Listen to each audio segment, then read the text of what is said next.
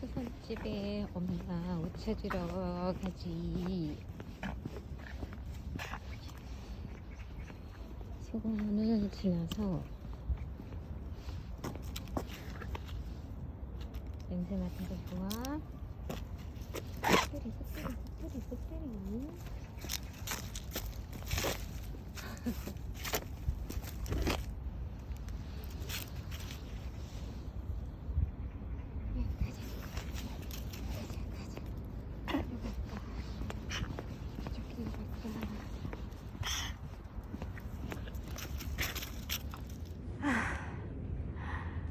네, 수선한 바지를 찾으러 우리 강아지하고 오랜만에 산책 겸 나왔다가 잠깐 소공원, 집 앞 소공원 벤치에 앉았습니다. 어제 책을 읽다가 기침을 하는 바람에 잠시 나갔죠. 근데 제가 연결해서 또 녹화를 했는데 전체 동영상 길이를 보니까 상당히 길길래 일단 거기서 자르고 본의 아니게 1, 2부로 나눌 수밖에 없을 것 같아요. 그래서 오늘은 두 번째 2부입니다. 2부 시작할게요. 복돌아, 우리 시작합니다. 기침이 나서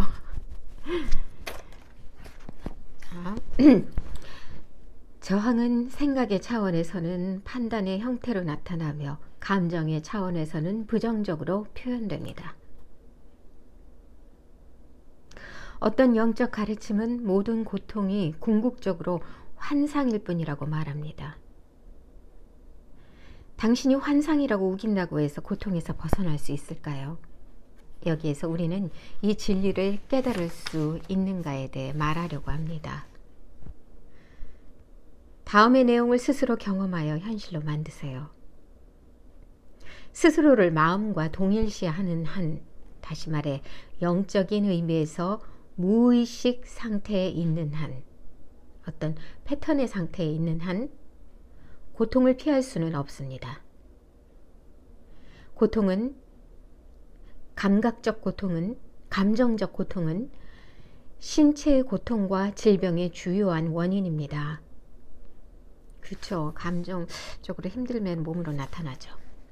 쾌락이나 감정적 도취는 고통의 씨앗을 품고 있으며 시간이 지나면서 고통은 모습을 드러냅니다. 영원하지 못하니까 쾌락이나 감정적 도취는 언제나 그런 상황은 변하기 마련이잖아요. 결국 그 순간의 즐거움이 그냥 그 감정이 너무나 좋고 즐거워서 도취돼 있으면 그 다음에 올 그런 고통, 아니면 고통이 아니라 하더라도 그 쾌락이나 감각적 도취와는 조금 상반된 것들이 올 때 고통에 따를 수밖에 없겠죠. 그러니까 쾌락이나 감정적 도취는 고통의 씨앗을 품고 있으며 시간이 지나면서 고통은 모습을 드러냅니다. 라는 말이 맞겠네요. 고통에는 두 종류가 있습니다. 지금 이 순간 당신이 만들고 있는 고통, 내적 고통, 그리고 여전히 당신의 마음과 몸 안에 생생히 살아있는 과거에 비롯된 고통, 지금의 고통과 과거의 고통. 트라우마라고 할 수 있겠네요. 과거의 언젠가의 기억에서의 어떤 그때의 고통이 늘 내재되어 있고 그것이 지금까지도 계속 수용되고 있는 것, 과거의 고통, 그리고 지금 벌어지고 있는 고통. 이렇게 축적된 고통은 부정적인 에너지 장을 만들어 당신의 몸과 마음을 지배합니다. 만약 당신이 이 부정적 에너지 장을 그 자체로 권리를 지닌 보이지 않는 실체로 바라볼 수 있다면 진실에 매우 가까이 접근하고 있는 것입니다. 이것이 바로 감정적 고통체입니다.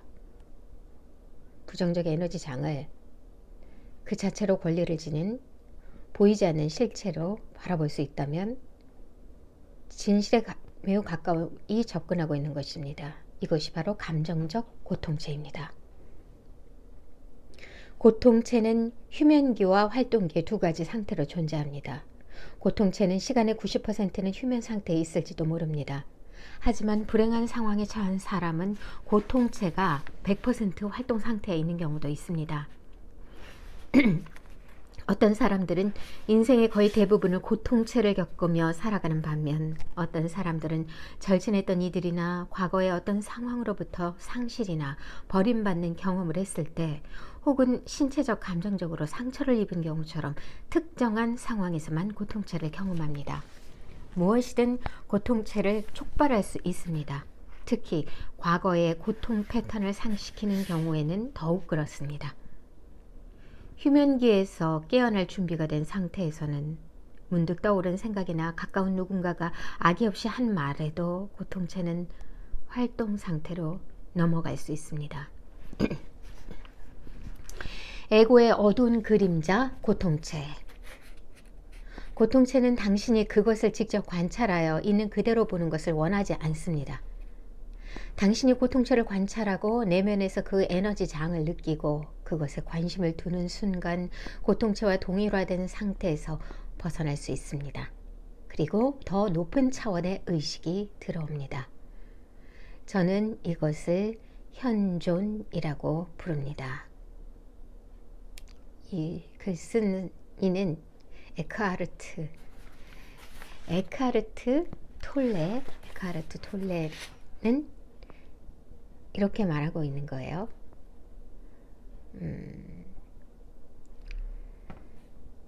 당신이 고통체를 관찰하고 내면에서 그 에너지 장을 느끼고 그것에 관심을 두는 순간 고통체와 동일화된 상태에서 벗어날 수 있습니다.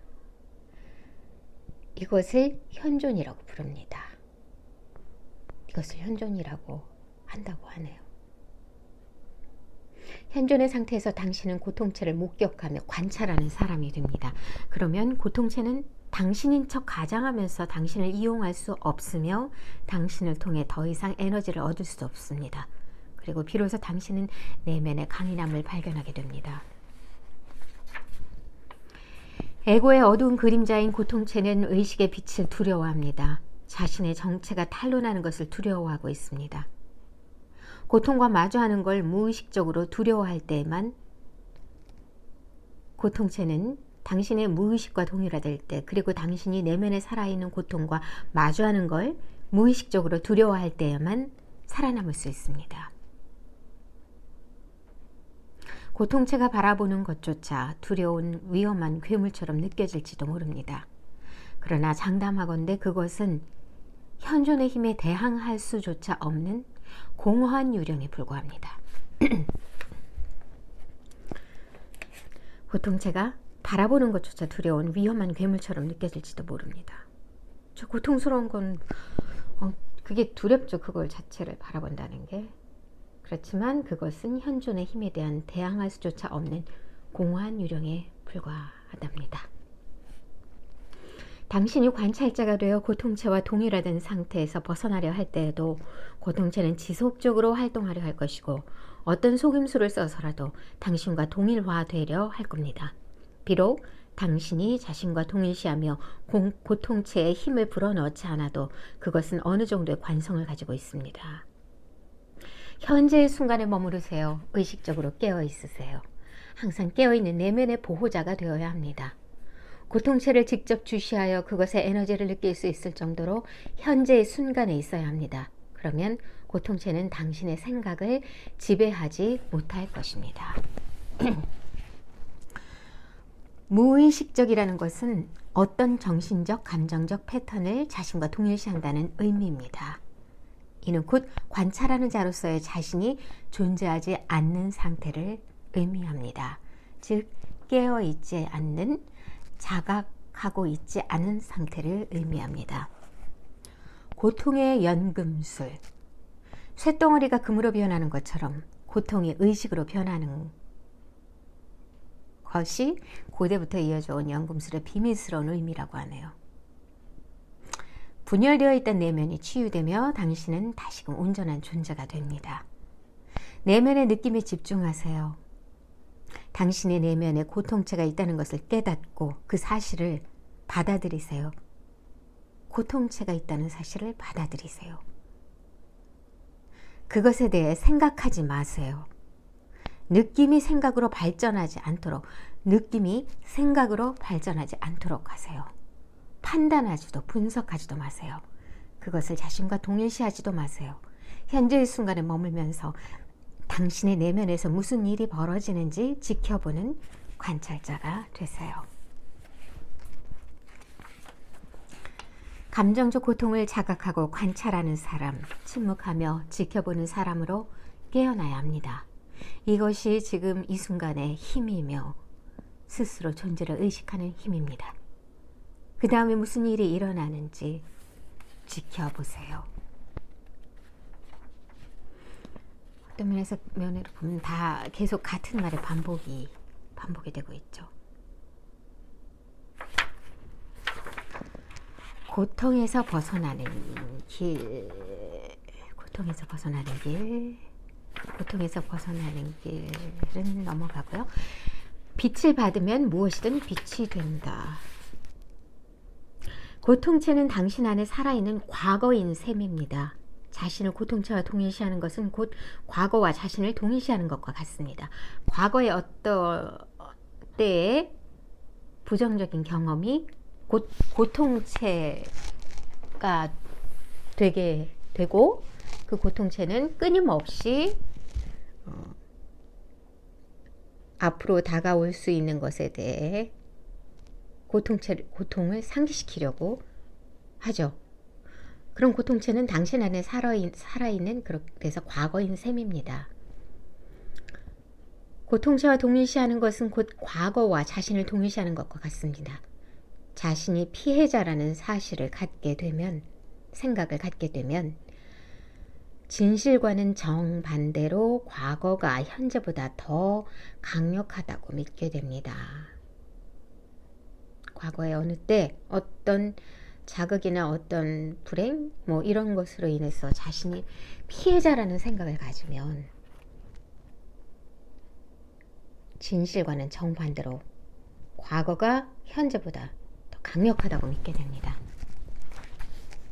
무의식은 고통체를 만들고 깨달음은, 자각은 그것을 다시 본래의 상태로 변화시킵니다. 고통체를 지켜보는 것만으로 충분합니다.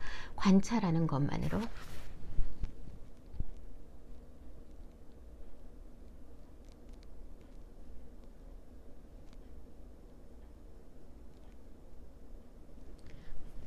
관찰하는 것만으로. 배터리가 다 돼간다고. 다시 또 조금 이따 연결해야 되겠네요. 마지막까지만. 무의식은 고통체를 만들고 깨달음은 그것을 다시 본래의 상태로 변화시킵니다. 고통체를 지켜보는 것만으로 충분합니다. 고통체를 지켜본다는 건 그것을 이 순간의 일부로 받아들인다는 의미입니다. 배터리를 좀 더 충전하고 돌아왔습니다. 조금 속도를 내서 읽어야 될 것 같은데요. 7장 사랑이라는 이름의 깨달음. 당신의 사랑이 상반되는 감정까지 포함하고 있다면 그것은 사랑이 아닙니다. 당신의 사랑이 상반되는 감정까지 포함하고 있다면 그것은 사랑이 아닙니다. 더 완벽하고 깊은 자아 감각을 필요로 하는 에고의 욕구일 뿐입니다. 그리고 상대방은 그 욕구를 충족하기 위한 일시적인 대상에 불과합니다.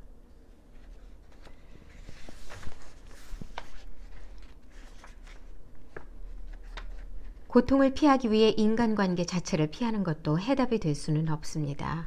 어차피 고통은 어디에나 있게 마련입니다. 3년 동안 3번이나 실연을 당한다고 해도 같은 기간 동안 무인도에서 살거나 방 안에만 있는 것보다 더 많은 것을 깨달을 수도 있습니다. 반면에 혼자 있으면서도 강렬한 현존을 경험할 수도 있습니다. 오히려 그것이 당신에게 효과가 있을지도 모릅니다. 여기서 사랑의 의미가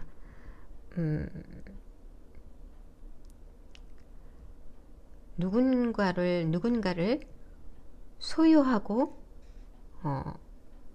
제한하고 뭔가 그 외부 여건이죠. 물론 사람 서로가 이렇게 어울려 살아야 되지만 그 자기 내면이 채워지지 않은 상황에서 누군가를 사랑한다는 개념은 사랑이라기보다는 소유와 의존 뭐 그런 게 있겠죠. 그러다 보면 당연히 불안감이 따라오기 마련이고 그러다 보면은 어떤 폭력성까지 생길 수도 있고 아니면 자괴감에 빠질 수도 있고 그렇죠. 그래서 벌어지는 어떤 그 고통들 뭐 그게 사랑이 뭐 남녀 관계뿐만 아니라 어떤 우정이 됐든 아니면 가족 간의 어떤 정이 됐든 그 속에서 빚어지는 고통을 피하기 위해 인간관계 자체를 피하는 것도 해답이 될 수는 없습니다. 왜냐면 어차피 사람하고 어울려 살아야 하잖아요. 인간은 고통은 어디에나 있는 거고 그러나 또 반면에 꼭 누군가를 통해서만 그러한 완전함, 충만함을 찾으려고 하는 것보다는 반면에 혼자 있으면서도 강렬한 현존, 내가 존재하는 것, 그 자존감이라 그러잖아요. 보통 자존감, 자존중감이라고 말을 하는데 글쎄요, 이게 제가 생각하는 자존감은 그 여타의 그런 심리학자들이 말하는 자존감이 아니라 제가 부여하고 싶은 의미의 자존감은 자기 존재감이라고 생각해요. 그러니까 에고의 존재감이 아니라 자아간 자기 존재감. 그 존재감이라는 거는 그 건강한 자기 존재감은 스스로가 존재함. 누군가를 통해서 그것을 투영은 할 수 있지만 누군가를 통해서 내 존재감을 느끼는 건 아니거든요. 궁극으로는 비슷함을 느끼는 상황이 있기는 하지만 결국은 내가 철저하게 어떻게 고독, 여긴 외로움하고는 좀 다른 고독에 있으면서 그 속에서 오히려 존재감, 현존함을 느낄 수도 있다는 거겠죠. 그래서 제가 자존감이라는 의미를 자존중감보다는 자기 존재감, 스스로 존재함이라는 의미의 자존감을 저는 더 중요하고 크게 부여하고 싶습니다. 개인적으로.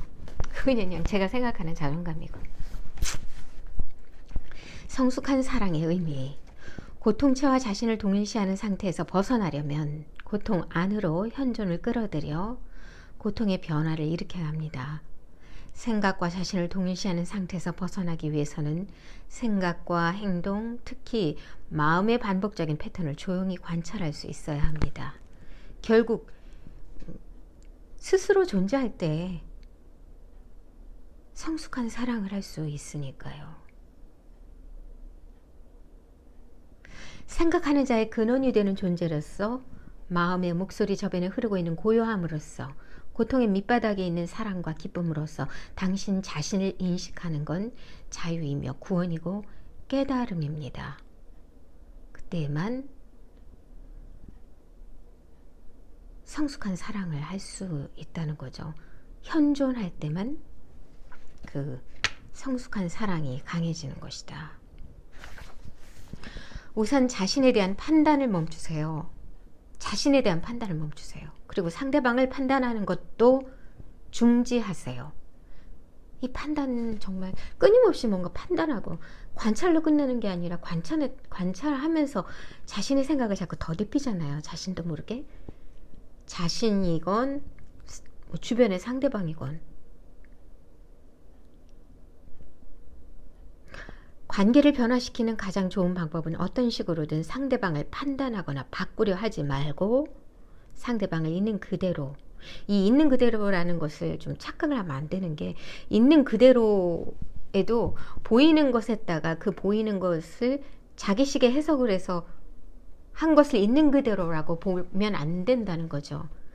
거기에 어떤 긍정적이든 부정적이든의 생각을 더듬히지 말고 그냥 있는 그대로 그냥 그 모습을 받아들이라는 거죠. 그 모습이 긍정적인 이러이러한 모습, 부정적인 이러이러한 모습을 있는 그대로라고 착각을 하는데 그게 아니라 어떠한 판단도 들어가지 않은 그냥 있는 대로 보여지는 이러이러하고 있네, 이러이러하고 있구나, 그 모습 그대로를 받아들이라는 것.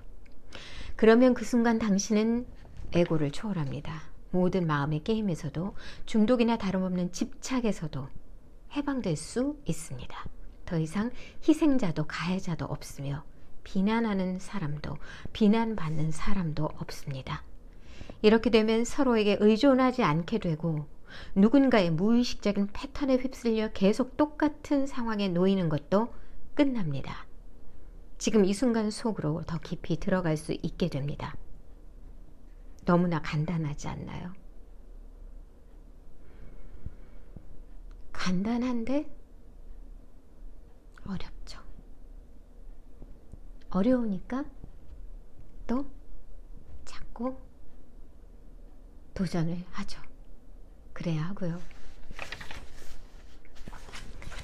사랑은 존재의 상태입니다. 따라서 사랑은 외부가 아닌 당신의 내면 깊숙한 곳에 있습니다. 당신은 결코 사랑을 잃을 수 없고 사랑도 당신을 떠날 수 없습니다. 사랑은 다른 사람의 육체와 같은 어떤 외적 형태에 의존하지도 않습니다. 존재의 고요함 속에서 당신은 형태와 시간을 초월하여 자신의 본질을 느낄 수 있습니다. 그것은 육체의 생기를 불어넣는 드러나지 않는 생명과도 같습니다. 다른 모든 이들과 모든 창조물 깊은 곳에서도 이와 같은 생명을 느낄 수 있습니다. 당신은 형태와 분리의 장막 너머를 바라봅니다. 이것이 하나됨에 대한 깨달음, 하나됨에 대한 깨달음, 바로 사랑입니다. 깨달음을 위한 인간관계. 인류가 마음과 자신을 점점 더 동일시할수록 대부분의 인간관계는 존재의 뿌리를 내리지 못하고 고통의 근원으로 작용합니다. 그리고 문제와 갈등으로 인해 인간관계는 흔들립니다. 인간관계가 지금 이 시간에도 에고를 강화하고 확대하며 고통체를 활성화하고 있다면 그 관계에서 도망을 치기보다 차라리 사실을 있는 그대로 받아들이세요. 인간관계를 피하거나 당신의 문제에 해답을 주고 충만함을 느끼게 해줄 이상적인 배우자를 찾아 헤매는 대신 당신이 처한 상황에 협조적인 태도를 취해보는 건 어떨까요? 사실을 인정하고 받아들이면 그 상황으로부터 어느 정도는 자유로워질 수 있습니다. 자신이 평화로운 상태에 있지 않고 불안을 느끼고 있음을 인식한다면 그 불안을 사랑스럽고 부드러운 포옹으로 감싸는 고요한 공간을 만들어 보세요. 그러면 당신의 불안은 평화로 바뀔 수 있습니다. 내면의 변화를 가져오기 위해 당신이 할 수 있는 일은 없습니다. 당신 자신을 바꿀 수도 없고 당신이 상대방이나 그 누구를 바꿀 수도 없습니다. 당신이 할 수 있는 것은 변화가 일어날 수 있고 자비와 사랑이 들어올 수 있는 공간을 만드는 것이 전부입니다. 비워두라. 이게 정말 중요한 단락이에요. 다시 한번 읽어볼게요. 자신이 평화로운 상태에 있지 않고 불안을 느끼고 있음을 인식한다면 그 불안을 사랑스럽고 부드러운 포옹으로 감싸는 고요한 공간을 만들어 보세요. 그러면 당신의 불안은 평화로 바뀔 수 있습니다. 내면의 변화를 가져오기 위해 당신이 할 수 있는 일은 없습니다. 당신 자신을 바꿀 수도 없고 당신이 상대방이나 그 누구를 바꿀 수도 없습니다. 당신이 할 수 있는 것은 변화가 일어날 수 있고 자비와 사랑이 들어올 수 있는 공간을 만드는 것이 전부입니다. 자신을 바꾸려고 하지 마세요. 다른 사람을 바꾸지 말고 나를 바꾸는 게 편하다고 얘기를 하는데 사실 나를 바꾸는 게 얼마나 힘든가요? 바꿀 수 없어요. 대신 공간을 만들라. 비워두라. 무엇이 끼어들어올 수 있는, 평화가 끼어들어올 수 있는 여유 있는 공간을 항상 한 켠에 만들어두라. 수용의 공간을 만들어두라. 그게 첫 번째인 거죠. 모든 순간마다 그 순간을 인식하세요. 특히 당신의 내면 상태를 인식하세요. 만약 분노하고 있다면 당신의 내면에 분노가 있음을 인식하세요. 질투, 방어, 말다툼, 합리화. 우리가 제일 많이 하는 게 방어와 합리화예요. 뭐 질투나 말다툼은 뭐 어느 정도 사람에 따라서 조정하기도 하고, 질투가 많은 사람도 있고 적은 사람도 있고, 하지만 살다 보면은 뭔가 트러블이 생길 수도 있잖아요. 본의 아니게. 그리고 그럴 때일수록 우리가 꺼내드는 것이, 그 두려움을 막기 위해서 꺼내드는 것이 에고가 하는 바로 방어와 합리화죠. 사랑과 관심을 요구하는 어린아이 같은 마음, 혹은 어떤 종류의 감정적 고통을 겪고 있다면 그 순간의 현실을 인식하고 그 삶의 상태를 유지하세요. 그러고 싶습니다.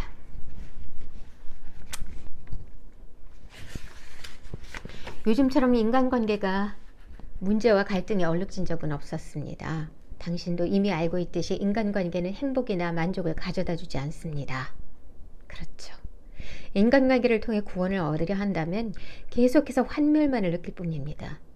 다 다른데, 다 다른 논리를 갖고 있고, 너무나 다 다르게 불완전한 존재인데 당연히 뭔가를 기대하면 실망을 하게 마련이죠. 그래서 인간에는 기대할 존재가 아니라 수용하고 인정하고 존중해줄 존재, 다시 말하면 사랑할 존재라잖아요.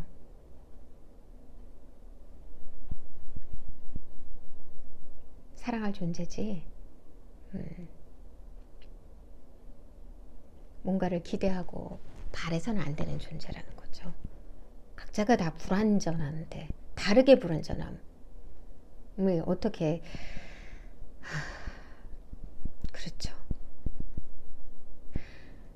그러나 인간관계가 행복이 아닌 깨달음을 위한 것임을 받아들인다면, 뭔가를 바라지 않고 뭔가를 채우려고, 인간으로부터 채우려고 하는 욕구, 그것이 아닌 그냥 내 스스로 깨달음을 위한 것임을 그냥 받아들인다면 당신은 인간관계에서 구원을 얻을 뿐만 아니라 이 세상에 찾아올 더 높은 차원의 의식 수준에 도달하게 될 겁니다. 힘이 되는 말이네요. 인간관계에서 구원을 얻을 뿐 아니라 이 세상에 찾아올 더 높은 차원의 의식 수준에 도달하게 될 겁니다. 깨달음을 위한 것이다. 인간관계가 그것을 받아들이면 더 높은 수준의 의식 수준에 도달하게 될 것입니다. 하지만 낡은 습관에 배어있는 사람들에게는 고통, 폭력, 혼란과 광기만이 커져갈 겁니다. 스스로 존재하라. 독립적으로 존재하라는 얘기. 그만큼 독립적임을 인정해 주라는 얘기. 구속하려 하지 말고, 내 뜻대로 움직이려 하지 말고, 기대하지 말고, 있는 그대로를 그냥 인정하는 것. 당신의 삶을 영적 수행의 장으로 만드는데 얼마나 많은 사람이 필요할까요? 배우자가 도움을 주지 않는다고 걱정할 필요는 없습니다. 온전한 의식은 오로지 당신을 통해서만 이 세상으로 올 수 있습니다. 당신이 깨닫기 전에 이 세상이 온전해지기를, 누군가가 깨닫기를 기다릴 필요도 없습니다. 그러려면 영원히 기다려야 할지도 모릅니다. 깨닫지 못한 것에 대해 서로를 탓하지 마세요. 다투기 시작하는 순간 마음 자세와 자신을 동일시하게 되고, 그 마음 자세뿐만 아니라 자아 감각도 방어하게 됩니다. 이것은 에고에게 당신을 내어주고 당신은 무의식의 상태로 빠져버리는 것입니다. 에고를 관여시키지 않은 채 비난이나 원망 없이 상대방의 행동을 지적할 수 있습니다. 상대방이 무의식적으로 행동할 때 어떤 판단도 하지 마세요. 그것을 비난하는 지적이라는 표현을 여기서 착각하면 안 된다는 거죠. 지적을 어떤 너 이거 잘못했어 이런 게 아니라 있는 그대로를 그냥 보여주는 의미의 지적이라는 거죠. 상대방이 무의식적으로 행동할 때 어떤 판단도 하지 말아라. 아, 그렇구나. 관찰하고 판단이란 누군가의 무의식적인 행동을 그들의 본질이라고 착각하게 하거나 무의식적인 행동이 본질이라고 착각을 하면 이 사람은 저래 저 사람은 저래이라고 자꾸 판단을 하잖아요. 그거는 그 사람의 본질이 그렇다고 이렇게 규정 짓는 것이 되니까 그걸 피하라는 거죠. 당신 자신의 무의식을 다른 사람에게 투영하여 그것을 그들의 본질이라고 오해하게 합니다. 내가 판단한 것을 그들에게 더 씌우는 거죠. 판단하지 않는다는 것은 당신이 보아온 상대방의 문제점과 무의식을 자각하지 않는다는 의미가 아닙니다. 그냥 이런 부분은 이렇구나 라고 보는 거라, 이런 부분 쟤는 저래, 이런 것에는 쟤는 저래, 저 사람은 저래, 너무 흑백적으로 그렇게 초점을 맞추지 말라는 거죠. 그것은 반응하고 판단하기보다는 알매 상태에 머무는 것을 의미합니다. 그러면 당신은 전혀 반응하지 않거나 반응은 하지만 자각하고 있어서 반응을 주시하고 허용할 수 있는 여유를 가질 수 있습니다. 이것은 어둠과 싸우는 대신 어두운 곳에 빛을 비추어주는 것과 같습니다. 망상에 반응하는 대신 망상을 지켜보면서 동시에 그것을 꿰뚫어 보는 것입니다. 그러니까 이렇게 자각한 상태에서 상대방한테 뭔가를 얘기해 준다면 그것은 어떤 지적, 우리가 흔히 말하는 속된 통속적인 언어의 지적이 아니라 긍정적으로 말해줄 수 있다는 거죠. 긍정적인 언어로. 내가 그렇게 긍정적인 언어로 자연스럽게 표현이 되지 않을 것 같으면은 그냥 멈춰야죠. 거기서. 비난하지 않고 당신이 느끼는 것을 표현하는 법을 배우세요. 참 어려운 거죠. 자신을 방어하지 않는 열린 방식으로 상대방의 말을 경청하는 법을 배우세요. 상대방이 자신을 표현할 수 있는 여지를 주세요. 네, 여지를 줘야죠. 내가 더 씌우는 판단을 그들에게 주입시키면서 이렇다 저렇다 하는 것을 규정지어 놓는 것을 규정 짓지 말고 내가 자연스럽게 어떤 그 부분을 자각해 줄 수 있으면 좋지만 그러지 못할 수도 있잖아요. 그렇게 할 수 있든 안 하든 간에 상대방의 자신을 표현할 수 있는 여지를 꼭 주어야 한다는 거죠. 그렇게 현재에 머물도록 하세요. 다른 사람들에게 그리고 자신에게 여지를 주는 것은 다른 사람들 뿐만 아니라 나 자신한테도 그렇게 여지를 주는 것은 반드시 필요합니다. 그것 없이는 사랑을 꽃피울 수 없습니다. 여지. 내 안에 내가 너무도 많아. 여기서 말하는 나는 에고이겠죠. 내 안에 내가 너무도 많아. 당신을 쉴 곳이 없네. 라는 노래 가사가 있잖아요. 내 안에 그 에고로 가득 차 있으면 진정한 나에게 내어줄 자리도 또 어떤 대상인 당신에게 내어줄 자리도 없는 거죠. 여지를 주어라.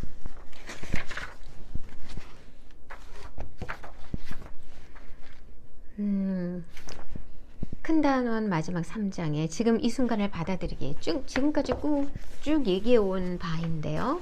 거기에 8장에 스스로 삶을 책임진다는 것, 덧없음과 헛됨, 영적 깨달음을 위해서는 하강 주기가 절대적으로 필요합니다.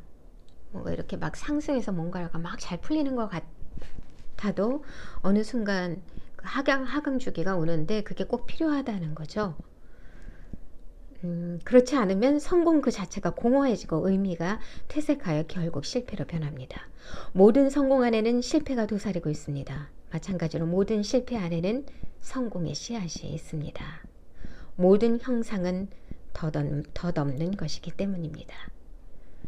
모든 형상은 그 두 가지를 다 내포하고 동시에 내포하고 있고 온전히 그것인 건 없다.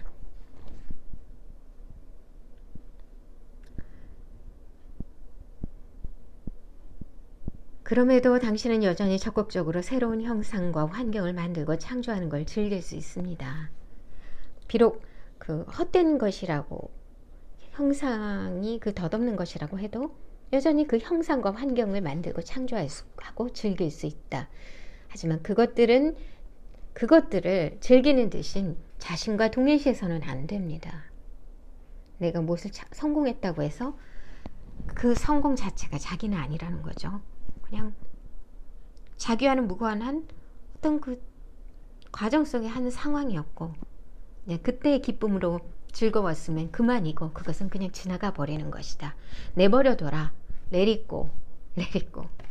그 얘기죠. 결국 자신과 그 성공을 동일시해서는 안 된다. 어떤 여러 가지 나 혼자만이 한 것이 아닌 여러 가지의 도움이 있었고 내 스스로의 노력도 있었고 그래서 창조한 것은 그것 자체로 기쁜 일이며 그것에 심취하지 말란 얘기죠. 그냥 흘려보내라. 체험으로서 다 했다. 이제 또 다른 체험으로 가야 한다. 당신이 창조한 형상과 환경은 당신의 삶이 아닙니다. 그것은 단지 당신의 삶이 처한 상황일 뿐입니다.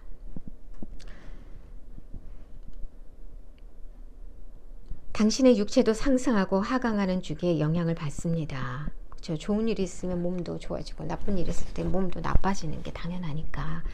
주기란 몇 시간에 몇 년까지 지속되기도 합니다. 긴 주기가 있고 짧은 주기가 있습니다. 낮은 에너지의 주기에 맞서 싸울 때 질병이 많이 발생합니다. 그렇죠. 스트레스 받지 말라고 하잖아요. 그게 낮은 주기. 네.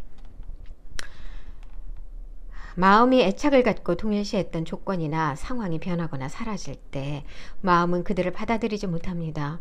사라진 조건에 매달리고 변화에 저항합니다. 팔다리가 몸에서 잘려나간 것처럼 느껴집니다. 좋았던 것에 집착하고 지금 현재 힘든 것에 대해서 자꾸만 이것을 부정하려고 해요. 있는 그대로 한번 느껴보라는 거죠. 느껴보지만 자연스럽게 이 또한 지나가리라. 이것이 의미하는 건 행복과 불행은 하나라는 사실입니다. 오직 시간이라는 환영이 늘 같이 있었던 것인데 우리가 개념 지어놓은 시간이라는 환상과 환영이 불행과 행복을 분리시킬 뿐입니다.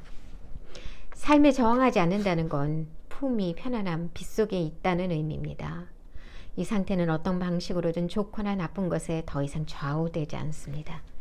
역설적이게도 형상에 의존하지 않을 때 삶의 일반적 조건, 외적 형상에 크게 좋아지곤 합니다. 행복하기 위해서 필요하다고 생각했던 물건, 사람, 조건들이 애쓰거나 노력하지 않아도 당신에게 다가옵니다. 그것들이 당신 곁에 머무는 동안은 당신은 마음껏 그것들을 누리고 즐깁니다. 그것에 의존하고 쫓으려 하지 않을 때 자연스럽게 그것들이 온다는 말이네요. 물론 이 모든 것들도 지나갑니다. 늘 있진 않는다는 거예요. 왔다가 가버립니다. 그러나 의존하지 않으면 상실에 대한 두려움도 사라집니다. 그리고 삶은 편안하게 흘러갑니다. 존재는 마음의 양극단 너머로 당신을 데려가고 형상에 의존하지 않는 자유를 누리게 합니다. 심지어 주변의 모든 것이 바스라지고 무너져도 당신은 여전히 깊은 내면의 평화를 느끼게 될 겁니다. 어쩌면 당신은 행복하지 않을지도 모릅니다. 그러나 당신은 평화로울 겁니다. 궁극이라는 거죠. 평화는 궁극이고 행복은 삶의 수단? 스스로 투명해지기. 모든 내적 저항은 어떤 형태로든 부정적인 감각으로 나타납니다.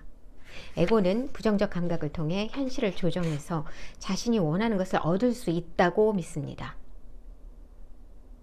부정적 감정으로 원하는 조건을 끌어당기거나 원하지 않는 조건을 없앨 수 있다고 여깁니다. 나는 이게 싫어. 그러니까 이거를 없애버려야 돼. 이렇다고 원하는 조건을 끌어당겨지지는 않는데 에고는 그렇다고 착각한다는 거죠. 불행이 쓸모가 있다고 생각하지 않으면 지금 일어난 불행이 없어지진 않은 거거든요. 이 순간의 불행을 거부하고 난 지금 행복하고 싶어. 지금은 행복할 수가 없는 거예요. 지금은 불행이 와 있을 때는. 하지만 미래에는 그 미래가 뭐 5초 후가 될 수도 있지만 행복을 추구하고 있는 것은 진실이고 그 또한 흘러가죠. 그렇기 때문에 지금 현재 나는 행복해야 돼 이런 명제에 집착해서 불행이 닥쳐왔을 때 그것을 거부하고 떨쳐버리려고 노력하지 말아라. 자신을 속이지 말아라. 있는 그대로의 불행을 수용해라. 결국 불행도 지나갈 것이요. 그러다 보면 행복도 오는 것이요. 그냥 그 두 개는 같이 가는 것인데 시간의 어떤 시간이라는 망상이 이 두 가지를 분리시키는 거라고 하죠. 늘 현존해서 뭉터기로 반복해서 그렇게 돌아가고 있는 것을 어떤 시간의 개념으로 일직선상으로 볼 때는 불행과 행은 다르다고 분리해서 생각하게 되잖아요. 착각하게 되잖아요. 크게 보면 한 덩어리이다. 모든 것은 순환하고 있다. 그래서 지금의 불행을 부정하고 부정하지 마라. 불행은 불행하다는 것을 수용해라.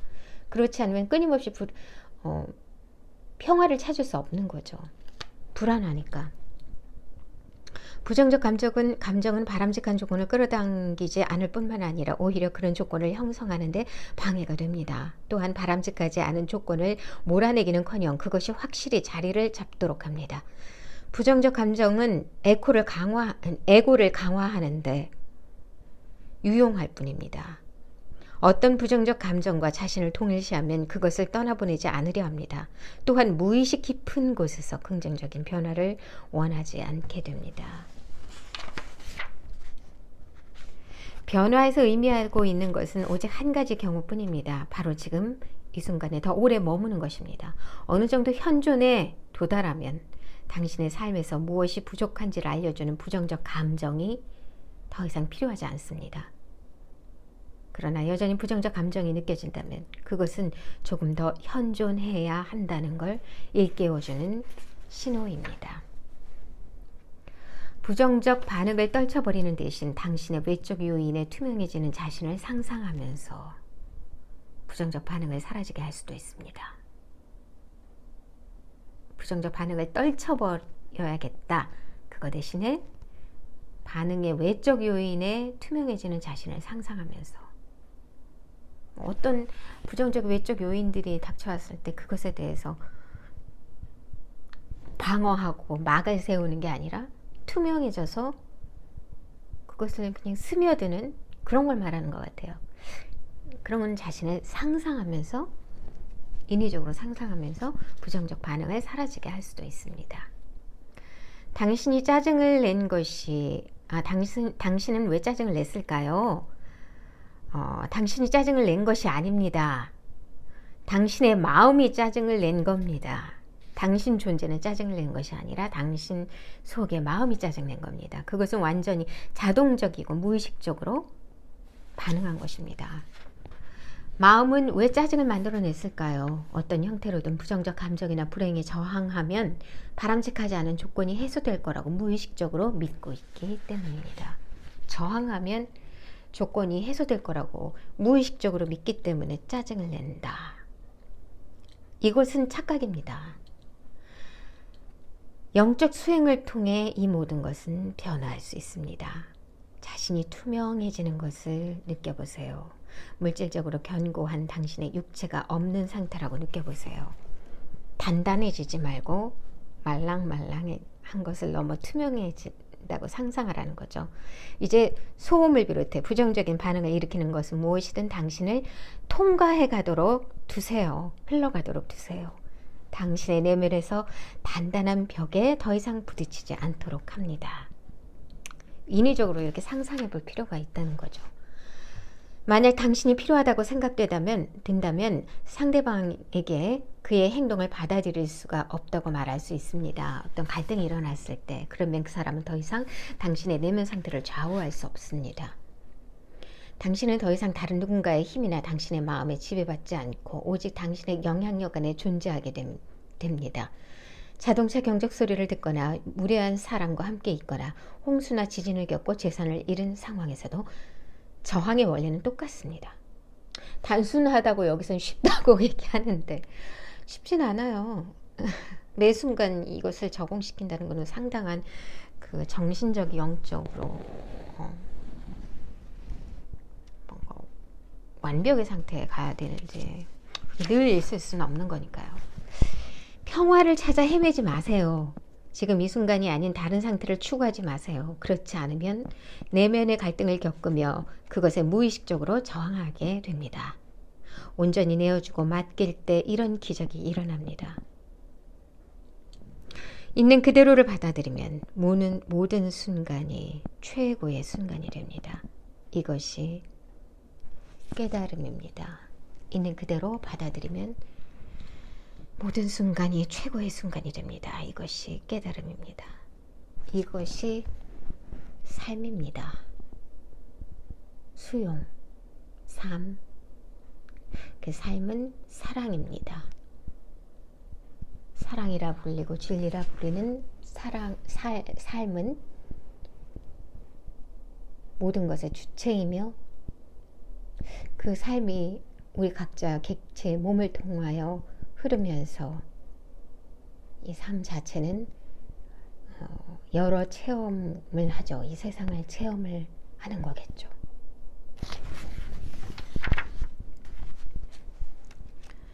죽기 이전의 죽음. 마음이 만들어낸 모든 대립에서 초월하는 순간 당신은 마치 깊은 호수와 같은 상태가 됩니다. 당신 인생의 외부적인 상황에서 무슨 일이 일어나든 변화하는 것은 호수의 수면일 뿐입니다. 호수의 수면은 날씨와 계절에 따라 때로는 잔잔하고 때로는 바람이 불어 거칠게 요동칩니다. 그러나 그 깊은 곳은 언제나 고요합니다. 당신은 호수 표면이 아니라 온전한 호수 전체입니다. 당신은 절대적으로 고요한 상태에 머물러 있는 당신의 깊은 내면과 연결되어 있습니다.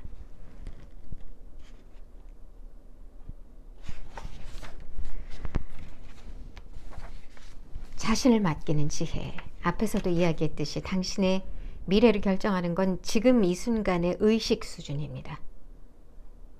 그래서 궁극적으로 변화하기 위해 할 수 있는 가장 중요한 일은 자신을 내맡기는 것입니다.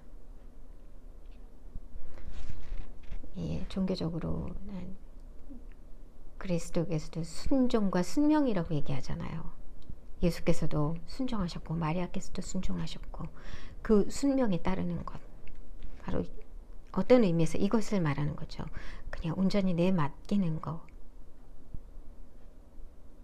그 상황에 순응하고 받아들이는 것, 수용하는 것. 그게 얼마나 힘들어요.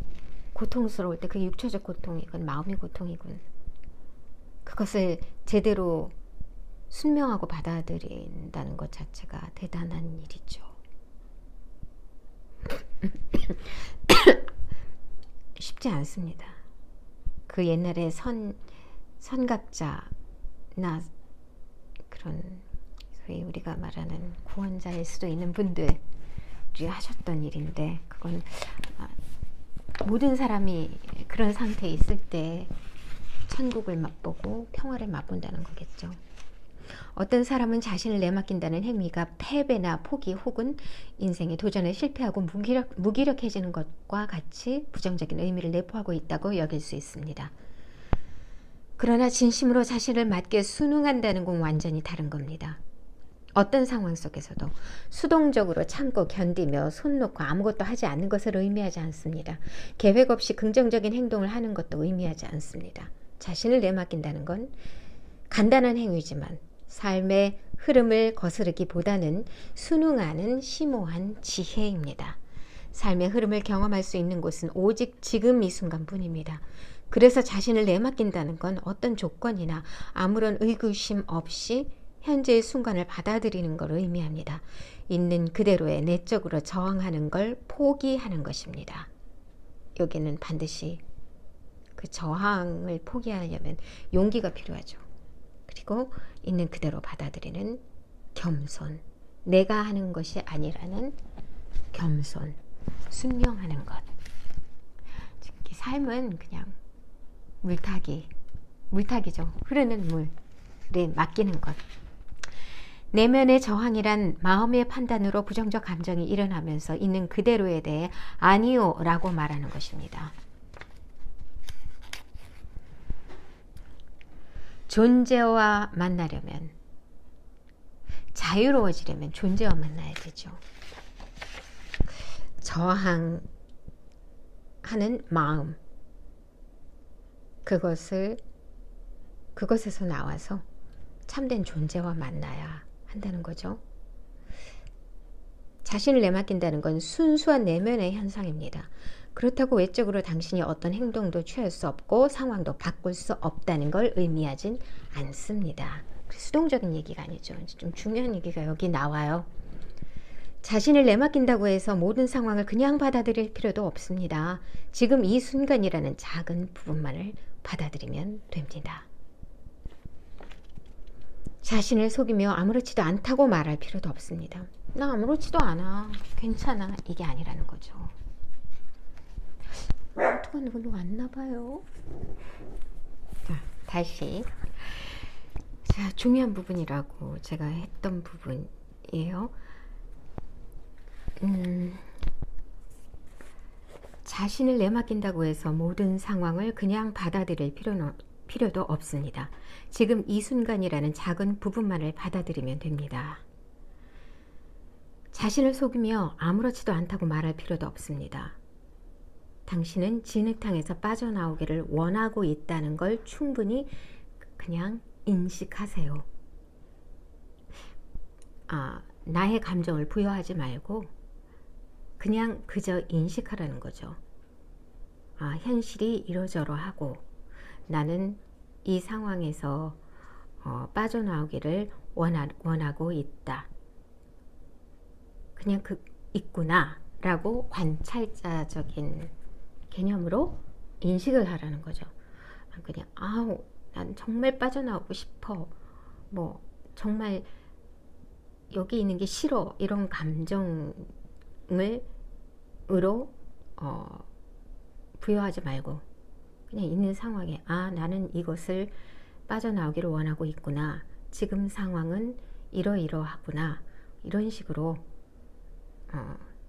그렇게 인식하라는 거죠.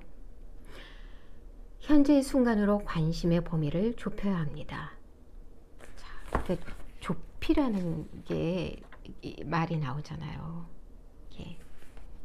좁은 문이라는 말하고도 관련이 된 거예요.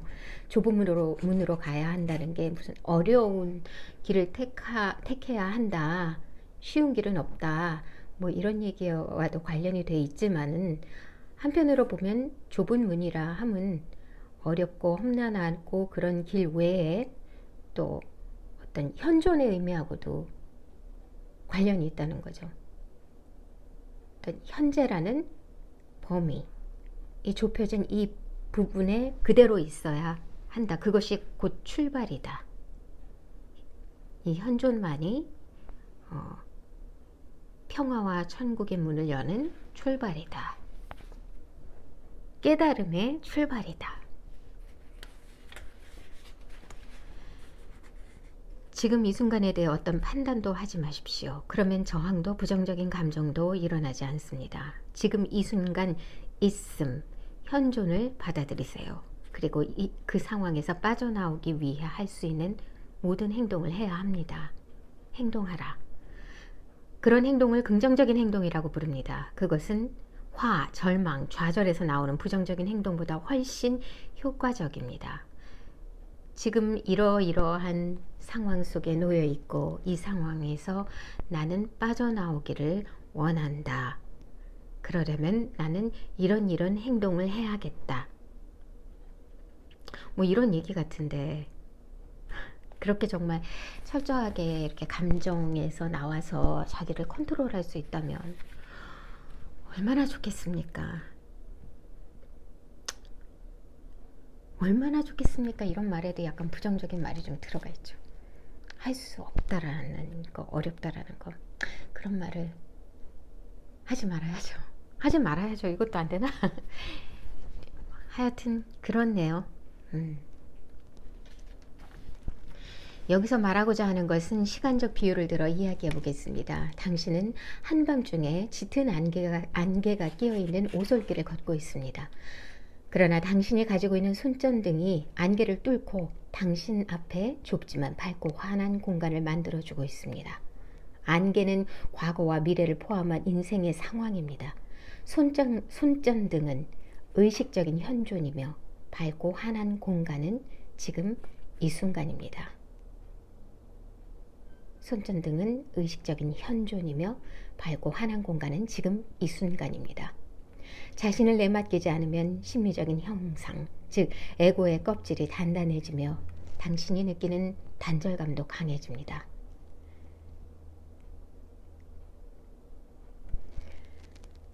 내가 한 것이 아니고 할 수 있는 것을 하며 내맡긴다. 그렇게 내맡기지 않으면 당신이 느끼는 단절감도 강해진다. 당신은 모든 것을 두려움을 통해 이해하고 해석합니다. 보통은 그렇습니다. 편집증으로 알려진 정신질환은 이런 평범하지만 장애가 있는 의식이 조금 더 심각한 상황에 있을 뿐입니다. 심리적 형상만이 아니라 물리적 형상인 몸도 저항을 하면 딱딱하게 경직됩니다. 맞아요. 여기저기 쑤시고 아프죠. 일상생활에서 자신을 내맡기는 수행을 하지 않는다면 일상생활에서 자신을 내맡기는 수행을 하지 않는다면 진정한 원인인 저항감이 해소될 수 없습니다. 일상 속에서 끊임없이 되뇌이고 자각하고 연습을 해야 하는 거겠죠. 당신의 내면에는 삶의 상황을 구성하는 일시적 환경에 영향을 받지 않은 무엇인가가 있습니다. 자신을 내맡김으로써 당신은 그것에 다가갈 수 있습니다. 당신의 삶이며 시간을 초월하여 영원한 현재의 영역 안에 있는 당신이라는 존재입니다.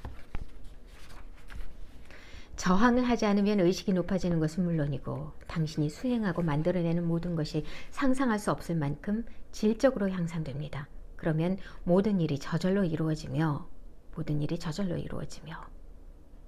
결과의 질에도 영향을 미칩니다.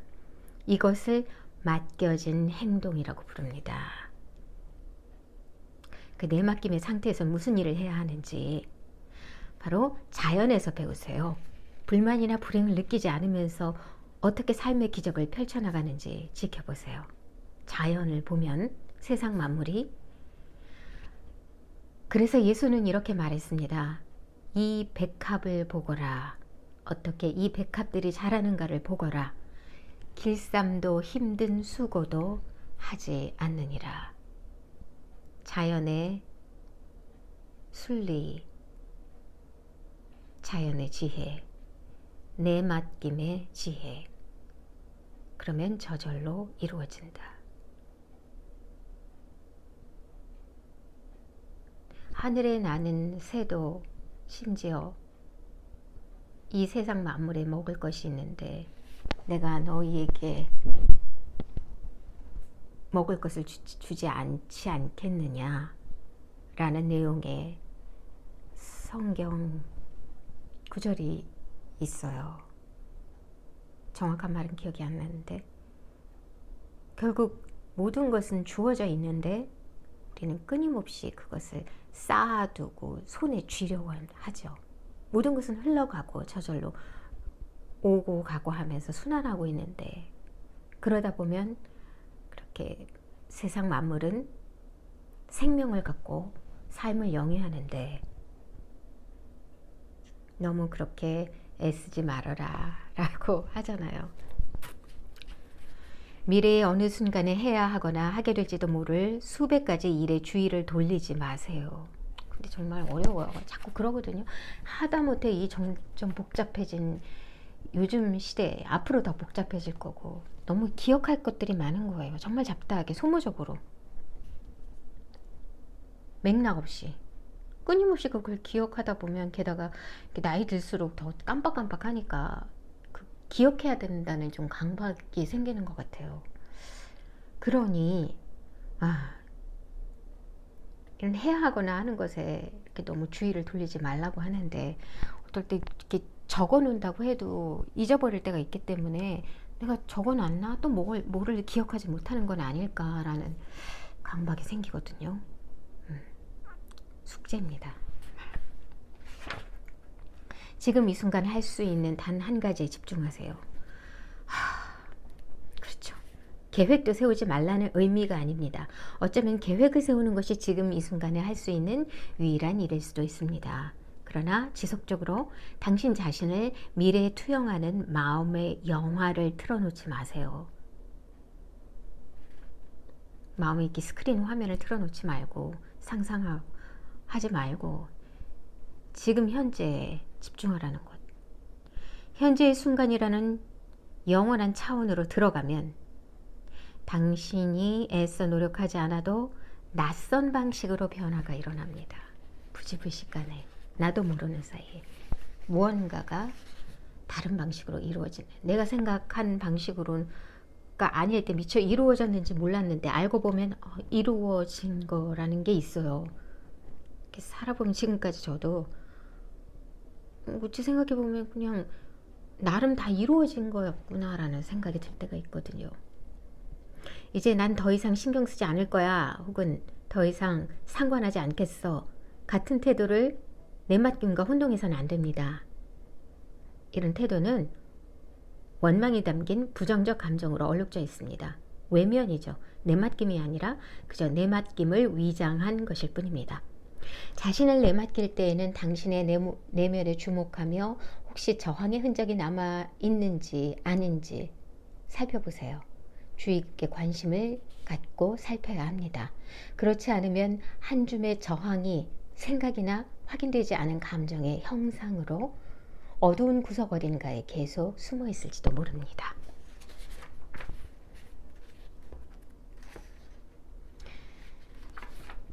불행의 이유. 사람은 왜 불행한가? 불행의 이유를 알아보려면 우선 마음의 저항을 인정하는 것부터 시작해야 한다네요. 저항감이 일어날 때 거기에 있으세요. 거기에서 관찰해라.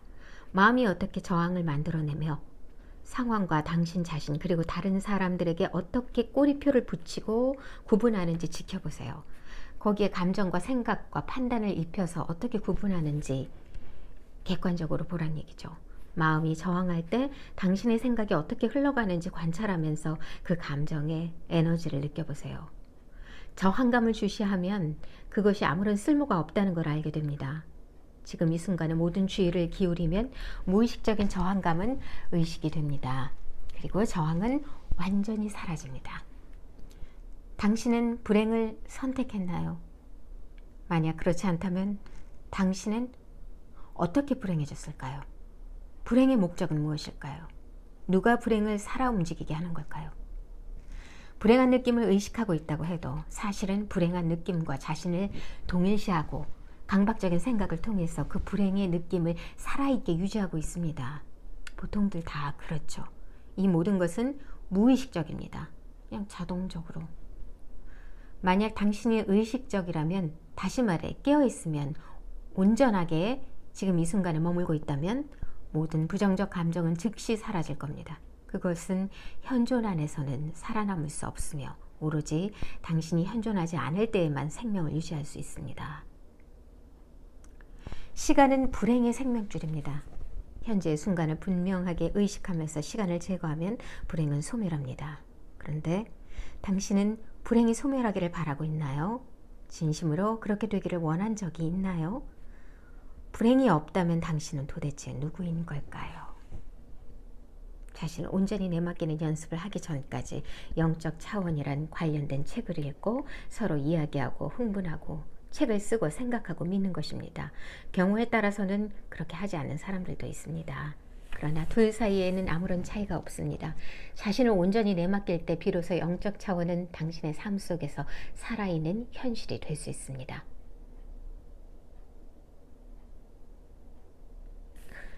스스로 삶을 책임진다는 것. 오직 무의식의 상태에 있는 이들만이 다른 사람들을 이용하거나 기만하려 합니다. 그런 이들만이 이용당하고 기만당하는 것 또한 사실입니다. 그렇지만 자신을 내맡긴다는 것이 무의식적인 사람들에게 이용당해도 좋다는 의미는 아닙니다. 결코 그런 것이 아닙니다. 내면에서 완벽한 무저항의 상태를 유지하면서도 아니요 라고 분명하고 확실하게 거절의 의사를 표시하거나 곤란한 상황에서 빠져나올 수 있습니다. 이건 상당한 고단수라고 생각돼요. 이렇게 될 수 있다면 무엇이 문제이겠습니까? 이렇게 되기를 원하고 이렇게 돼야겠죠. 어떤 사람이나 어떤 상황에 대해 아니오라고 말할 때에는 무의식적인 반응이 아닌 그 순간 당신에게 무엇이 옳은지 그른지에 대한 명확한 통찰, 판단이 아닙니다. 여기서는 옳고 그른 판단을 하라는 게 아니라 통찰, 꿰뚫어봄, 통찰을 가지고 있어야 합니다. 순간적인 반응으로 아니오라고 말해서는 안 되며 더 높은 차원에서 어떤 부정적 감정에도 얽매이지 않은 채 아니오라고 말함으로써 더 이상의 고통을 만들어내지 않아야 합니다. 당신을 온전히 내맡길 수 없다면 즉시 행동하십시오. 의견을 솔직히 말하거나 상황을 변화시킬 수 있는 어떤 조치를 취하거나 그 상황에서 벗어나세요. 당신의 삶에 책임을 지십시오.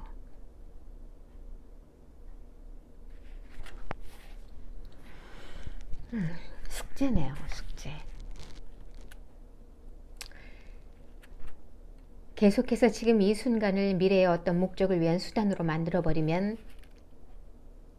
당신이 만나거나 관계를 맺고 있는 사람들 또한 목적을 위한 수단으로 전락하게 됩니다.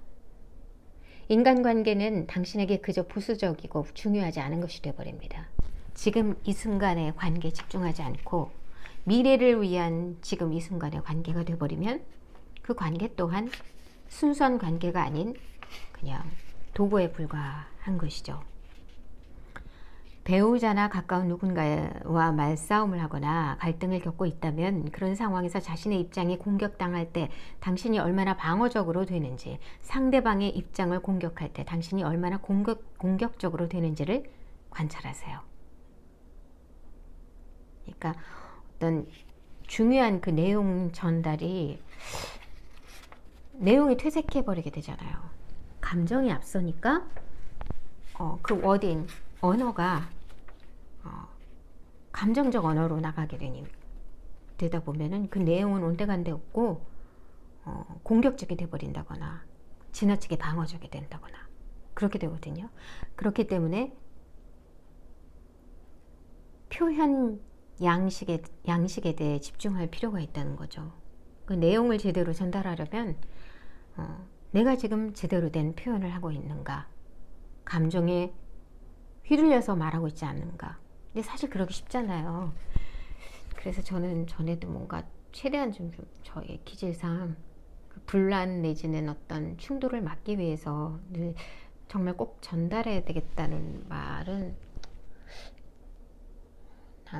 뭐 되도록이면은 내가 어떤 식으로 말하든 상대방은 이렇게 상대방한테 왜곡될 수 있겠다 싶으면 접고 최대한 그 내용에 집중해서 이렇게 전달했을 때 좀 인식할 수 있겠다 싶으면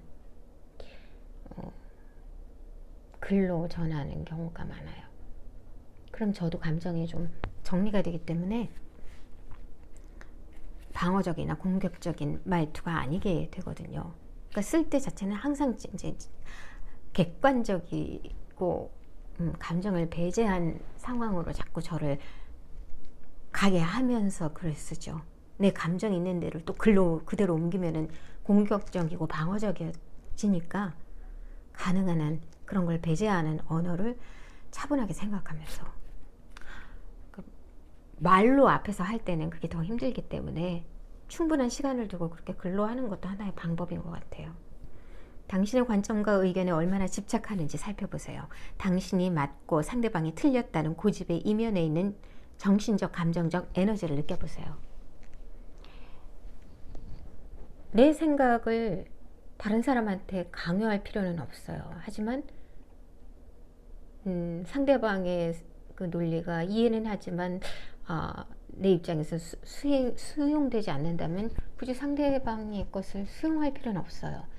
그냥 이해하는 걸로 충분하고, 그것을 그 사람의 영역에서 인정해주고 존중해주지만, 내가 나한테 적용할 때는 내 식대로 해야겠죠. 그게 수용이 되지 않는다면. 그렇기 때문에 상대방이 틀렸다는 생각을 하기 때문에 내 식대로 나의 관점으로 움직이려고 하는 거잖아요. 그러고 있진 않은가, 그것에 대한 감정적 에너지를 한번 이렇게 느껴보라는 거죠. 그것이 바로 에고의 마음이 뿜어져내는 에너지입니다. 그것을 인정하고, 이것은 내가 아니고 에고가 하는 거야 라고 인정하고 가능한 한 충분히 느끼면서 그것을 의식하라, 깨어있으라. 에고의 에고이다. 이것은 그냥 마음이다.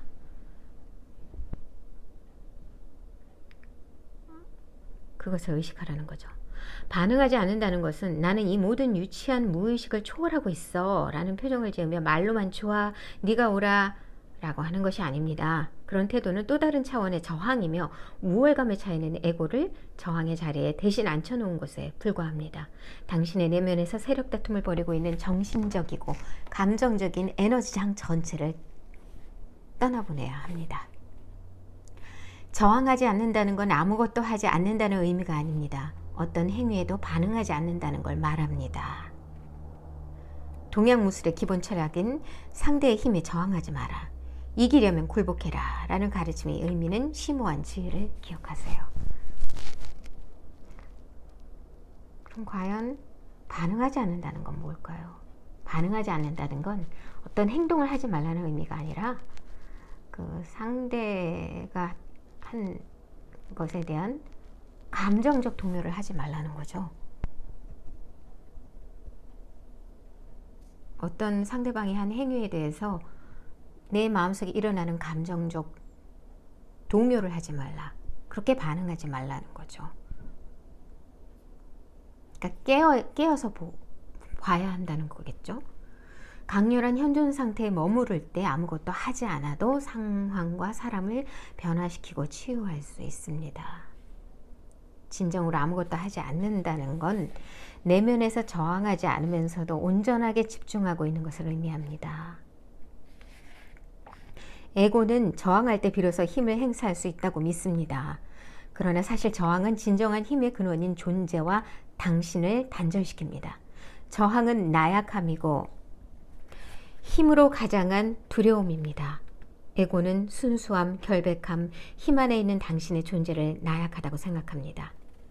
에고가 강하다고 믿는 것은 나약함입니다. 그래서 에고는 끊임없이 저항하는 상태에 머물면서 사실은 당신의 진정한 힘과도 같은 나약함을 감추려 기만적인 역할을 하고 있습니다.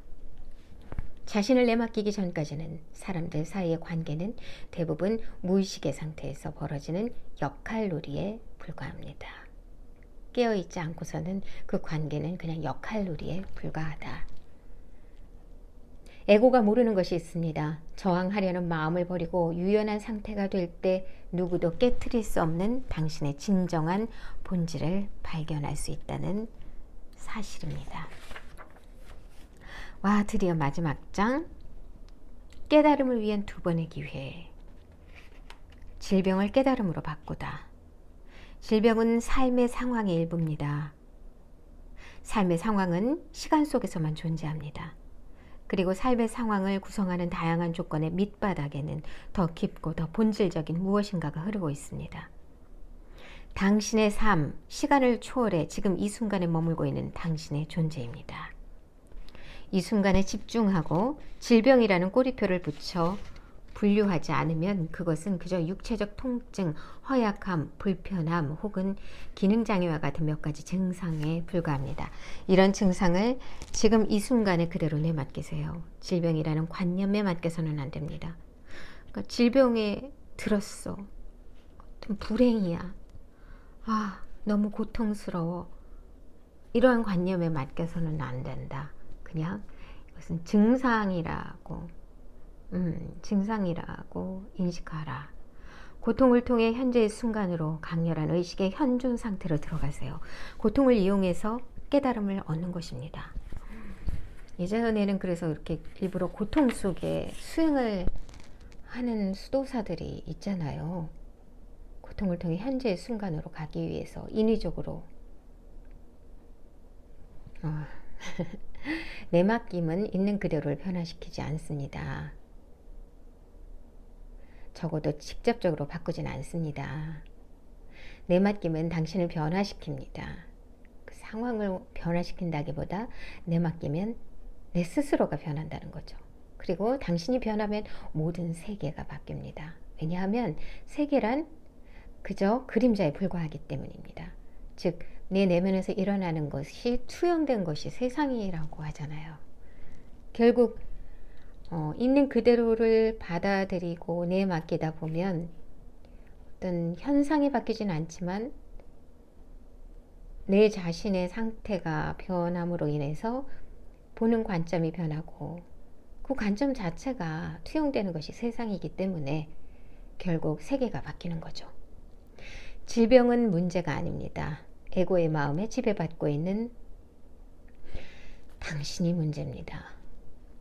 병이 나거나 장애를 얻게 되더라도 낙담하거나 자책하지 마세요. 삶이 불공평하다고 불평해서도 안 되며 무엇보다 자신을 비난해서는 안 됩니다. 내가 무슨 죄를 졌길래 이런 일이 뭐 이러잖아요. 그건 죄랑 아무 상관이 없다는 거죠.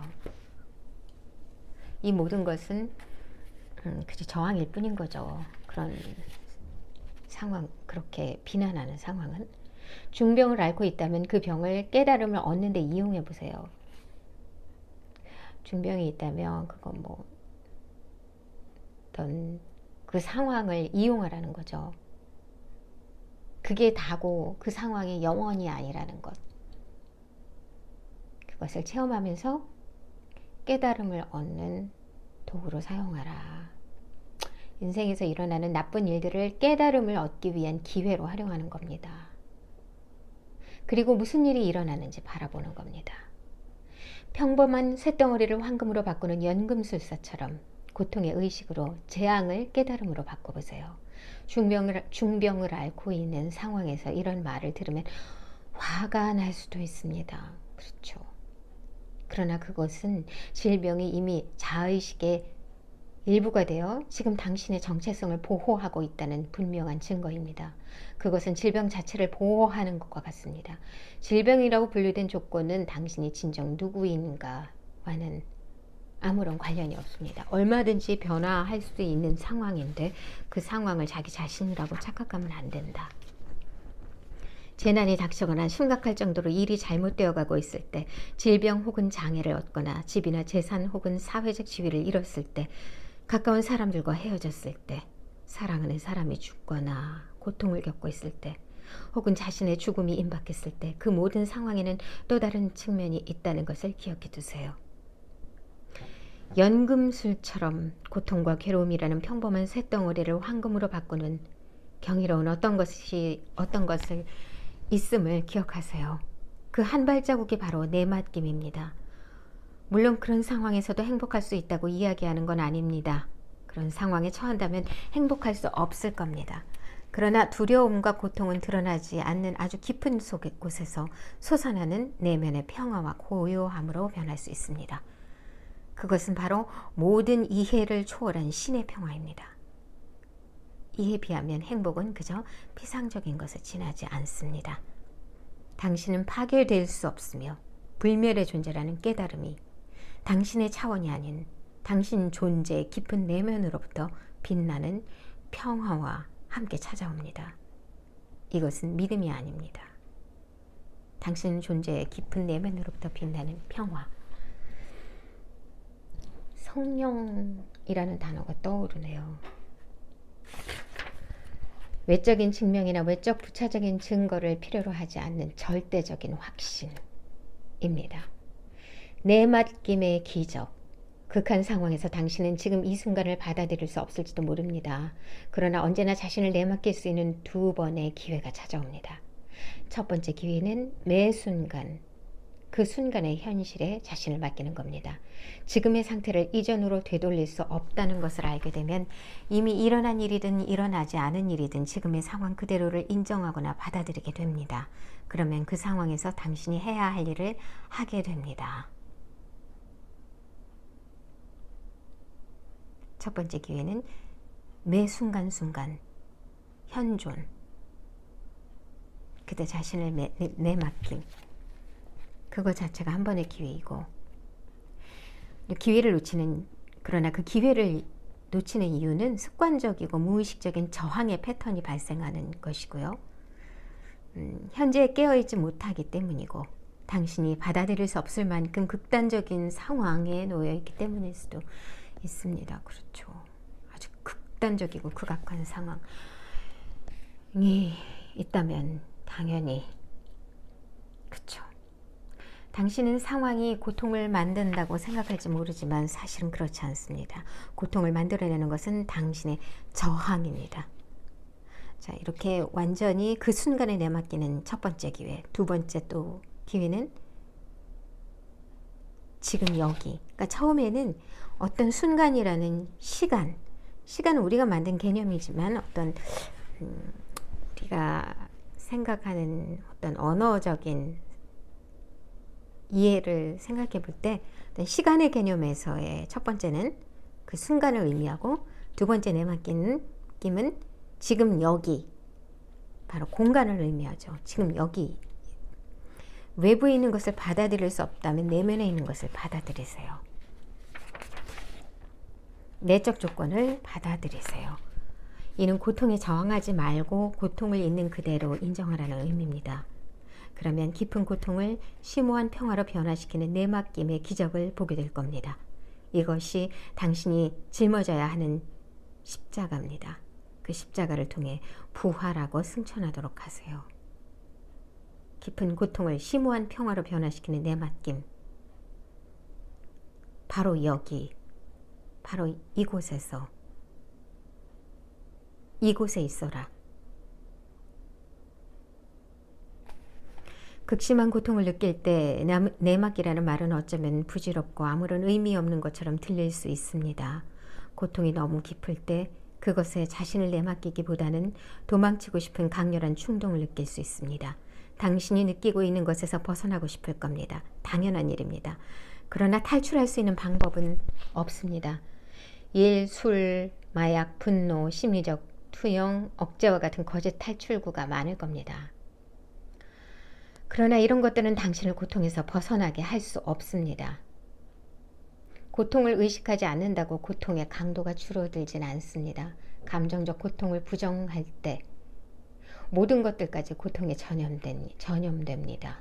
말하자면 당신이 발산하는 에너지가 다른 사람들에게 전달되고 그들은 부주불식간에 그 에너지에 영향을 받는 것입니다. 당신이 자신의 고통을 무의식적으로 투사하면서 그들에게 상처를 줄 수도 있습니다. 당신은 내면 상태에 부합하는 것을 끌어당기기도 하고 드러내 보이기도 합니다. 끌어당김의 법칙이라는 게 있죠. 부정적인 것을 끌어당기면 부정적인 게 생기고 긍정적인 것을 끌어당기면 긍정적인 게 생겨난다고 하는 그런 시크릿이라는 것에 나오잖아요. 그것을 이용하는 방법이 바로 시크릿. 막다른 골목에 있는 것처럼 느껴질 때도 언제나 뚫고 나갈 방법은 있습니다. 고통을 충분히 느껴보세요. 느끼세요. 하지만 그것에 대해 생각하지는 마세요. 각본을 만들지 마세요. 깊이 파고 들어가면서 막 스토리를 만들지 말라는 거죠. 과거까지 끄집어 내려오고 또 앞으로 미래를 내다보면서 그렇게 되기 쉽잖아요. 그러나 마음속으로 각본을 만들지는 마세요. 고통의 원인처럼 보이는 사람이나 사건 상황이 아니라 그 원인은 느낌 자체에 모두 주의를 기울이세요.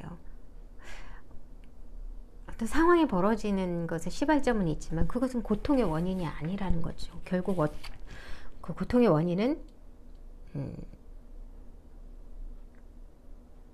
느낌 자체에 주의를 기울이지 않고 그 고통의 감정에 휩싸여서 그것에 집중하고 그 감정이 나인 것처럼 했을 때 그게 진짜 고통의 실체라는 거죠. 마음이 고통을 이용해 당신을 희생자처럼 인식하게 해서는 안 됩니다. 자신의 처지를 한탄하고 다른 사람들에게 당신 얘기를 늘어놓으면 당신은 계속 고통 속에 머물게 됩니다.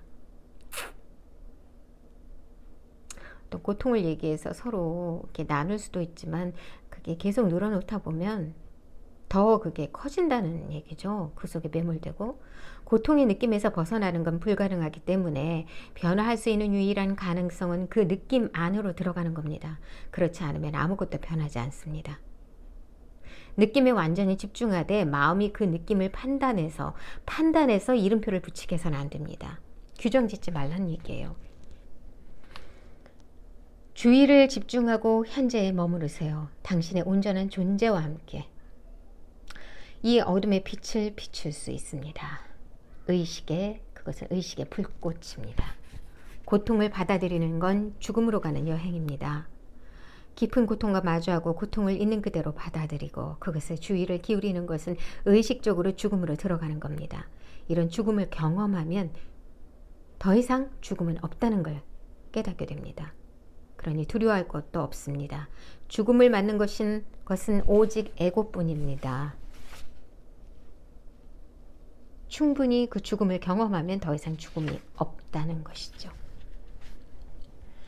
한 줄기 태양빛이 스스로 태양과 분리될 수 없는 그 일부라는 사실을 잊은 채 태양이 아닌 다른 것과 자신을 동일시하며 생존을 위해 태양과 싸워야 한다는 망상에 빠져 있다고 상상해 보세요.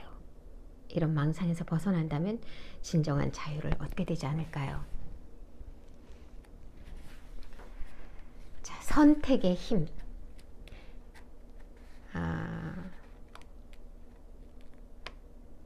당신이 현존하는 순간 선택은 시작됩니다. 이 지점에 도달할 때까지 영적인 의미에서 당신은 무의식적입니다. 마음이 조정하는 방식대로 생각하고 느끼고 행동하게 됩니다. 당신은 온전히 여기에 있지 않습니다. 당신은 아직 충분히 깨있지 않습니다. 그러는 동안 틀에 박힌 마음이 당신의 삶을 지배하고 있습니다. 부모님이 당신에게 했던 일이나 해주지 않았던 일에 대해 원망하는 마음을 갖고 있다면 그건 부모님에게 선택권이 있다고 생각하는 것과 같습니다. 부모님이 다른 선택을 할 수도 있었다고 믿고 있는 것입니다. 사람들은 자신의 인생을 스스로 선택한다고 생각하지만 그것은 착각입니다. 틀에 박힌 패턴으로 마음이 당신 인생을 지배하고 있고 당신이 마음과 동일화되어 있는 이상 도대체 당신이 무슨 선택을 할 수 있겠습니까? 당신은 자신을 진심으로 용서할 수 없습니다. 과거로부터 자의식을 끌어내는 한. 지금 이 순간의 힘, 즉 자신의 힘에 다가설 때만 진심으로 용서할 수 있습니다. 어떤 일도 당신의 빛나는 본질을 털끝 하나 건드릴 수 없다는 걸 깨닫게 됩니다. 있는 그대로의 것에 자신을 맡기고 온전히 현존할 때 과거는 아무런 힘도 가질 수 없습니다. 과거가 더 이상 필요하지 않게 되는 것입니다. 열쇠는 현존하는 지금 이 순간에 있습니다. 저항은 마음에서 분리될 수 없습니다. 따라서 저항을 포기하면 즉 자신을 내맡기면 당신의 주인 노릇을 하며 가짜 신처럼 연기를 해온 마음의 역할도 끝나게 됩니다. 즉 존재의 영역이 열립니다. 갑자기 거대한 고요함, 더할 나위 없는 평화가 내면에 솟아오릅니다. 이 평화 안에 큰 기쁨이 있습니다. 그 기쁨 안에 사랑이 있습니다. 존재의 가장 깊은 중심에 헤아릴 수 없는 신성한 그 무엇, 뭐라고 이름 붙일 수 없는 그것이 있습니다.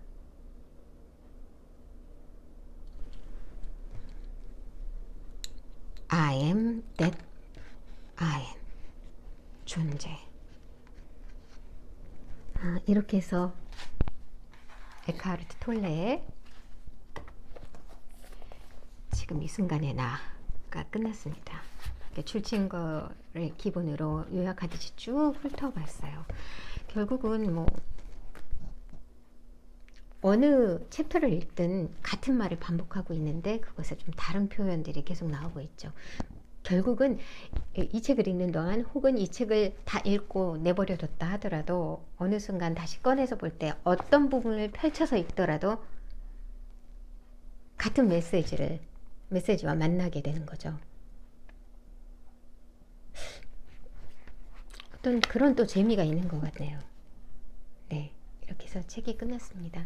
오랜만에 이렇게 영적인 책을 했는데 뭐 앞으로도 뭐 그런 거가 관련된 것을 이제 좀 그런 것도 읽을 거고요.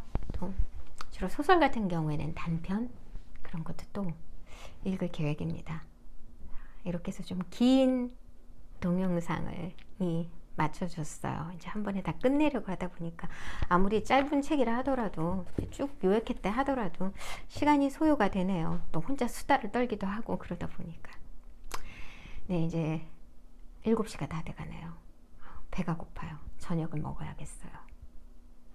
저는 그제 남았던 된장찌개를 먹을 생각이고 남편이 돌아왔는데 내 남편은 집에 있던 따로 냉동실에 두었던 곰탕이나 짜장면이 있는데 그거를 해서 줄까 생각 중이에요. 자, 여러분 날씨가 부쩍 추워졌죠. 예, 추운데 좀 따뜻한 마음으로 평화로운 순간순간이도록 또 다른 책이 있으면 이것과 비슷한 다른 책이나 뭐 유튜브도 좋고 이렇게 만나보시면 좋을 것 같네요. 네, 이제 마치겠고요. 마지막으로 구독과 좋아요 부탁드릴게요. 어느 순간 구독자가 딱 한 명이라도 누가 새롭게 생겨났을 때 와, 힘을 얻는 건 사실이거든요. 누군가와 통했다는 거잖아요. 소통됐다는 게 그게 상당한 만족감과 에너지를 주는 것 같습니다. 여러분 구독과 좋아요 부탁드릴게요. 네, 그럼 편안한 저녁 시간 되시고 또 다음 시간에 또 뵙겠습니다. 안녕히 계세요.